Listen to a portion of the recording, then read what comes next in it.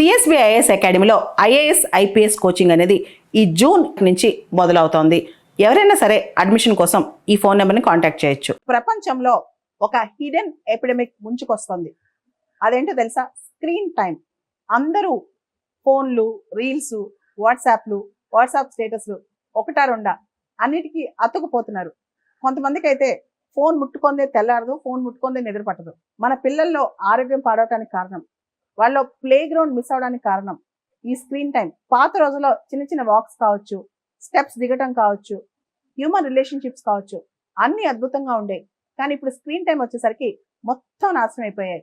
Digital detox అయ్యే time వచ్చేసిందని చాలా మంది సెలబ్రిటీస్ కూడా చెప్తున్నారు అనమాట.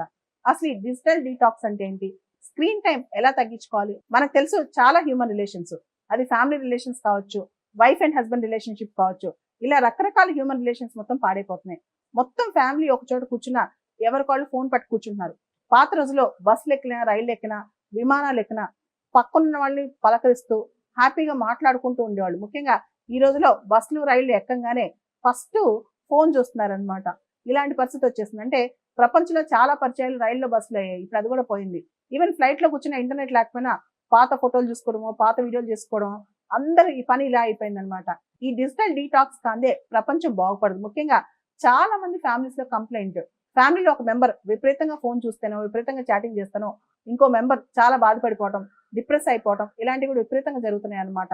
ముఖ్యంగా చిన్నపిల్లలు అయితే నైట్ పడుకునే ముందు స్క్రీన్ టైం చాలా పెరిగిపోతే వాళ్ళ మూడ్ డిస్టర్బ్ అవుద్ది, స్లీప్ టైం డిస్టర్బ్ అవుద్ది, వాళ్ళ యొక్క కంప్లీట్ ఆ డే సైకిల్ డిస్టర్బ్ అవుద్ది. దాంతో వాళ్ళు కంప్లీట్ గా వాళ్ళ మూడ్ స్వింగ్స్ కూడా పెరిగిపోతున్నాయంట. కాబట్టి ఇమీడియట్ గా మనం ఏం చేయాలంటే ప్రతి ఫ్యామిలీలో డిజిటల్ డీటాక్స్ టైం, అన్ని ఫోన్లు ఆపేసే టైం కొంత పక్కన పెట్టుకోవాలి. నైట్ టైం ఫోన్ ఆపేసే పద్ధతి పెట్టుకోవాలి.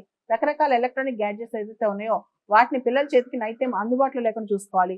పర్టికులర్ టైమింగ్స్ లోనే పిల్లలకి అవి అందుబాటులో ఉండే పరిస్థితి చూసుకోవాలి. లేకపోతే మాత్రం ప్రపంచం నాశనమయ్యే కొత్త సైలెంట్ ఎపిడమిక్. అంటే మన రోగం మనమే కొని తెచ్చుకుంటున్నాం. అదో పెద్ద వైరస్ కావచ్చు, బ్యాక్టీరియా కావచ్చు, అన్నిటికన్నా పెద్ద రోగం ఏదైతే ఉందో అదే డిజిటల్ టాక్సిసిటీ అనమాట. మనం అతుక్కుపోతున్నాం. ముఖ్యంగా ఒకటి చూడటానికి మొదలెట్టి మొత్తం ఇన్స్టాగ్రామ్ కావచ్చు అని విపరీతంగా చూస్తూనే ఉంటాం అనమాట. మనకు పనికొచ్చే ఇన్ఫర్మేషన్, పనికిరాని ఇన్ఫర్మేషన్ పక్కన పెట్టి గంటలు గంటలు ఎడిక్ట్ అయిపోతా ఉంటాం అనమాట.